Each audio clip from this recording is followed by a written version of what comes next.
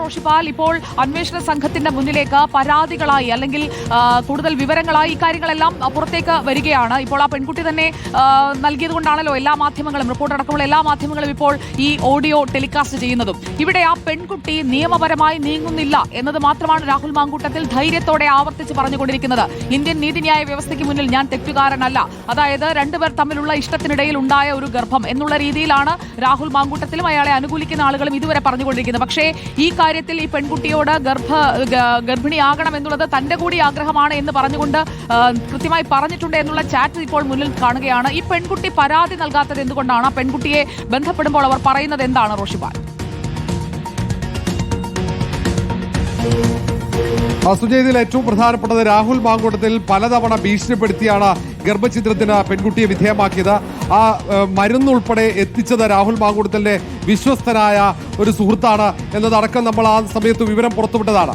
ഏതായാലും ഈ വാർത്തകൾ പുറത്തു വന്നതിന് ശേഷം സർക്കാർ നിർദ്ദേശപ്രകാരം പോലീസ് കേസെടുത്തു.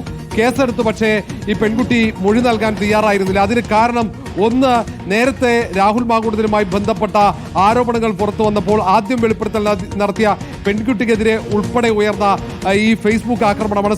സാമൂഹ്യ മാധ്യമത്തിലൂടെ തുടർച്ചയായി നീണ്ട ആക്രമണങ്ങളാണ്. അത് വല്ലാതെ ഭയന്നു. പിന്നീട് മാത്രവുമല്ല, വലിയ മാനസിക ആഘാതത്തിലായിരുന്നു. മാസങ്ങളോളം വീട്ടിൽ അടച്ചിട്ട മുറിയിൽ ആ പെൺകുട്ടിയിരുന്നു. ഒടുവിലാണ് അവർ വീണ്ടും ജോലിയിലേക്ക് പ്രവേശിക്കുന്നത്. ഏതാണ്ട് കുറച്ച് ദിവസം മാത്രമേ ആയിട്ടുള്ളൂ അവർ വീണ്ടും ജോലിയിലേക്ക് പ്രവേശിച്ചുള്ളൂ. പൂർണ്ണമായും ഇപ്പോഴും ആ മാനസികാഘാതത്തിൽ നിന്നും ആ പെൺകുട്ടി മുക്തയായിട്ടില്ല എന്നതാണ് യാഥാർത്ഥ്യം. ഭയമാണ് ആ പെൺകുട്ടിയെ ഈ പരാതിയിൽ നിന്നും പിന്നോട്ടേക്ക് വലിപ്പിച്ചത് എന്നാണ് നമുക്ക് മനസ്സിലാക്കാൻ കഴിഞ്ഞത്. ഏതായാലും വലിയ രീതിയിലുള്ള സമൂഹത്തിന്റെ പിന്തുണയുണ്ടെങ്കിൽ മാത്രമേ ഒരു നിയമ നടപടിക്ക് ഇത്തരം കേസുകളിൽ അകപ്പെട്ട പെൺകുട്ടികൾ തയ്യാറാവുകയുള്ളൂ. കാരണം വേട്ടക്കാർ എപ്പോഴും അവരെ സാമൂഹ്യ മാധ്യമത്തിലടക്കം അവഹേളിക്കാനുള്ള ശ്രമം നടത്തും. മാത്രമല്ല, ഇതിൽ പ്രതിസ്ഥാനത്തുള്ള രാഹുൽ മാങ്കൂട്ടത്തിൽ MLA ഒന്നും ബാധിക്കാത്ത തരത്തിൽ വീണ്ടും പാലക്കാട് മണ്ഡലത്തിൽ സജീവമാകുന്നു. പാർട്ടി വേദികളിലടക്കം എത്തുന്നു.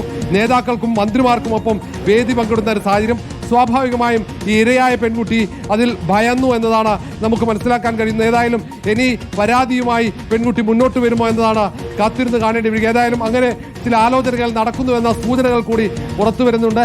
അങ്ങനെയെങ്കിൽ അത് രാഹുൽ മാങ്കൂട്ടത്തിന് വലിയ കുരുക്കായി മാറും. ഇപ്പോഴും രാഹുൽ മാങ്കൂട്ടത്തിനെ പിന്തുണയ്ക്കുന്നവരും പറയുന്നത് തനിക്കെതിരെ പരാതിയില്ല, ഇത് വ്യാജമാണ് എന്നടക്കമുള്ള ആക്ഷേപങ്ങളാണ് രാഹുൽ മാങ്കൂട്ടത്തിലിനെ പുറത്താക്കിയിട്ടില്ല എന്ന് പറഞ്ഞുകൊണ്ടാണ് ഇപ്പോൾ തദ്ദേശ തെരഞ്ഞെടുപ്പിലടക്കം വളരെ സജീവമായി രാഹുൽ മാങ്കൂട്ടത്തിൽ പാലക്കാട് മണ്ഡലത്തിൽ നിൽക്കുന്നത്. സ്ഥാനാർത്ഥികളുടെ നാമനിർദ്ദേശ പത്രിക സൂക്ഷ്മ പരിശോധനാ വേളയിലടക്കം രാഹുൽ മാങ്കൂട്ടത്തിൽ സജീവമായി കോൺഗ്രസിന്റെ MLA എന്ന രീതിയിൽ തന്നെ നിൽക്കുകയാണ്. ഇത്രയും വിവരങ്ങൾ, അതായത് ഈ ചാറ്റിൽ കൃത്യമായി പറയുന്നുണ്ട് I Wana make you pregnant എന്ന്. അത് രാഹുൽ തന്നെ ചാറ്റ് ചെയ്തതാണ്. ആ പെൺകുട്ടി പിൽസ് മുഖ്യമെന്ന് പറയുമ്പോൾ നോ എന്നുള്ള മറുപടി രാഹുലിന്റെ ഭാഗത്തു നിന്നാണ് വരുന്നത്. അപ്പോൾ ആ പെൺകുട്ടിയെ കൺവിൻസ് ചെയ്ത് ഈ ഒരു പ്രഗ്നൻസിയിലേക്ക് എത്തിക്കുകയും പിന്നീട് ഗർഭഛിദ്രത്തിലേക്ക് എത്തിക്കുകയും ചെയ്തത് രാഹുൽ മാങ്കൂട്ടത്തിലാണെങ്കിൽ അതൊരു വലിയ തെറ്റ് തന്നെയല്ലേ? അങ്ങനെയാണ്. കാരണം ഗർഭം ധരിക്കാൻ വേണ്ടി പെൺകുട്ടിയെ നിർബന്ധിക്കുന്നത് രാഹുൽ മാങ്കൂട്ടത്തിലാണെന്ന് നേരത്തെ തന്നെ പെൺകുട്ടി രാഹുൽ മാങ്കൂട്ടത്തിലുമായുള്ള ശബ്ദ സംഭാഷണത്തിൽ അത് പുറത്തു വന്നതാണ്. പല തവണ ഓരോ തവണ സംസാരിക്കുമ്പോഴും പെൺകുട്ടി ഈ കാര്യം വീണ്ടും വീണ്ടും രാഹുൽ മാങ്കൂട്ടത്തിനെ ഓർമ്മിപ്പിക്കുന്നുണ്ട്. അതിന്റെ ഏറ്റവും പ്രധാനപ്പെട്ട തെളിവ് കൂടിയാണിത്. ഈ ഗർഭധാരണത്തിന് പ്രേരിപ്പിക്കുന്നു, നിർബന്ധിക്കുന്നതിന്റെ കൃത്യമായ വാട്സപ്പ് ചാറ്റുകൾ, ടെലിഗ്രാം ചാറ്റുകൾ അടക്കം പുറത്തു വന്നു. ഇനി ഈ കാര്യത്തിൽ പെൺകുട്ടിയെ കുറ്റപ്പെടുത്തിയ ആ യുവതിയുടെ തലയിൽ ചാർത്തിക്കൊണ്ട് രാഹുൽ മാങ്കൂട്ടത്തിൽ രക്ഷപ്പെടാൻ കഴിയില്ല. ഈ നേരത്തെ വന്ന ശബ്ദ സംഭാഷണത്തിലടക്കം ചില അവ്യക്തതകളുണ്ടെന്ന് ചൂണ്ടിക്കാണിച്ചാണ് തൽക്കാലത്തേക്ക് ഈ സസ്പെൻഷനിൽ ആ നടപടി ഒതുക്കിയത്. രാഹുൽ മാങ്കൂട്ടത്തിൽ തിരിച്ച് പാർട്ടിയിലേക്ക് വരാൻ സസ്പെൻഷൻ പിൻവലിപ്പിക്കാനുള്ള ചില സമ്മർദ്ദം അത് നേതാക്കൾക്ക് മേൽ ചുമത്തുന്നതിന്റെ പ്രധാനപ്പെട്ട കാരണവും പരാതിയില്ല എന്ന് ചൂണ്ടിക്കാണിച്ചാണ്. നിയമ നടപടി ഉണ്ടായിട്ടില്ല. പാലക്കാട് വീണ്ടും മത്സരിക്കാൻ തയ്യാറെടുക്കുന്നു. അവിടെ വേദികളിലൊക്കെ പ്രത്യക്ഷപ്പെട്ട പാർട്ടി യോഗങ്ങളടക്കം തീരുമാനിക്കുന്നു, അവിടെ എത്തുന്നു.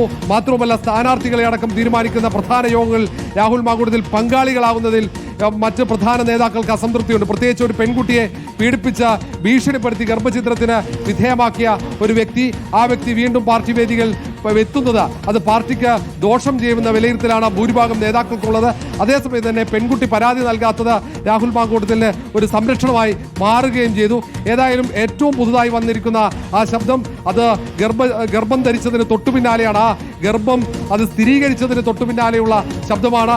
ആരോഗ്യപരമായി വലിയ രീതിയിൽ ബുദ്ധിമുട്ട് അനുഭവിക്കുന്ന സമയം, അങ്ങനെ ശാരീരിക ബുദ്ധിമുട്ടുകൾ അനുഭവിക്കുന്ന സമയത്ത് ആ കാര്യങ്ങൾ രാഹുൽ മാങ്കൂട്ടത്തിനെ ധരിപ്പിക്കുമ്പോഴാണ് ഇതൊക്കെ നാടകമാണെന്ന് പരിഹസിക്കുന്നത്, ഭീഷണിപ്പെടുത്തുന്നത്, അസഭ്യം പറയുന്നത്. അതിനു മുമ്പ് ഏറ്റവും പ്രധാനമാവുന്നത് ഈ ചാറ്റുകളാണ്.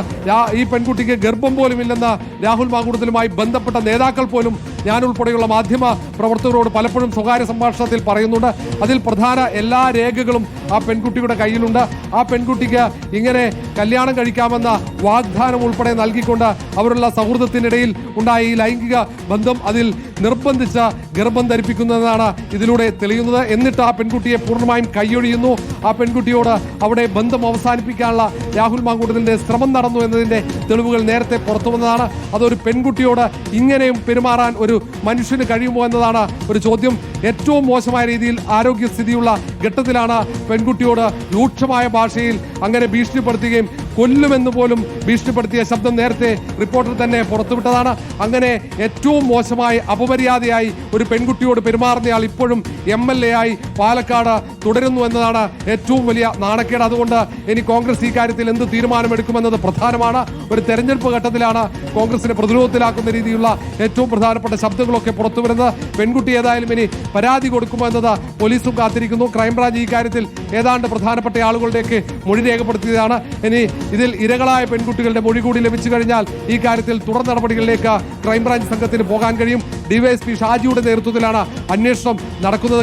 ക്രൈംബ്രാഞ്ച് മേധാവി മേൽനോട്ടത്തിൽ തന്നെയാണ് അന്വേഷണം. ഗൗരവമുള്ള വകുപ്പുകൾ ഉൾപ്പെടെ ചേർത്തതാണ്.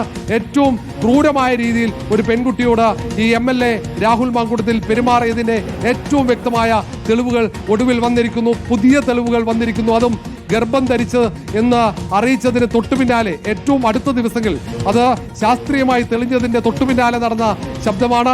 ആ സംഭാഷണമാണ് ഇപ്പോൾ പുറത്തു വന്നത്. അതിന് ഏറ്റവും പ്രധാനമാകുന്ന മറ്റൊരു കാര്യം, നേരത്തെ ഈ നിർബന്ധിച്ച് പെൺകുട്ടിയെ ഗർഭം ധരിപ്പിച്ചത് രാഹുൽ മാങ്കൂട്ടത്തിൽ തന്നെ. എന്നിട്ട് എന്തിനാണ് ആ പെൺകുട്ടിയെ ചതിച്ചത് എന്ന പൊതുസമൂഹം ചോദിക്കുന്ന ഒരു ചോദ്യമുണ്ട്. ഈ ചോദ്യങ്ങൾ മാസങ്ങളായി